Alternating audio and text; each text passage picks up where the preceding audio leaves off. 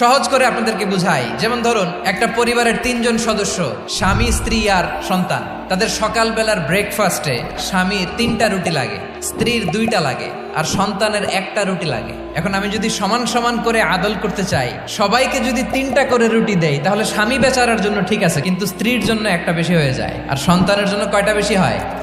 আচ্ছা, 2টা করে যদি সবাই রে দেয় সমান সমান নীতিতে, তাহলে স্ত্রীর জন্য, স্ত্রী বেচারির জন্য ঠিক আছে, কিন্তু স্বামীর কয়টা কম পড়ে? আর সন্তানের বেশি হয়ে যায় কয়টা? আচ্ছা, সমান সমান নীতিতে সবাইকে যদি সকালের নাস্তার জন্য 1টা করে রুটি দেই, সন্তানের জন্য ঠিক আছে, কিন্তু স্ত্রী বেচারির কম পড়ে কয়টা? স্বামীর কম পড়ে কয়টা?